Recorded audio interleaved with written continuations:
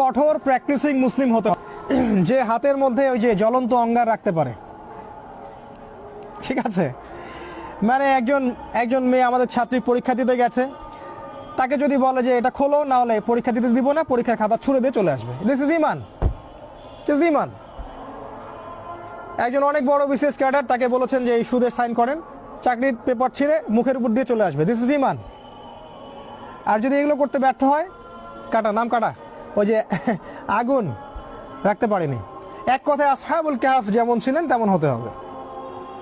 এখানে কোনো কম্প্রোমাইজ নাই, এক বিন্দু পরিমাণ ছাড় দেওয়া যাবে না। আপনি এক বিন্দু ছাড় দিবেন, আপনি 10 বিন্দু হারাবেন। একবার ছাড় দিবেন, কোনোদিন ধরতে পারবেন না, কোনোদিন না। এমন জব করতে হচ্ছে যেখানে হারাম আছে, জব ছেড়ে দিয়ে ব্যাংকিং জব, কালকেই রেজিগনেশন লেটার দিয়ে আসতে হবে, তাহলে এটা ইমানের পরিচয়, ইমানের পরিচয়। আদারওয়াইজ আপনি মায়ের সাথে জেনা করছেন। Be careful.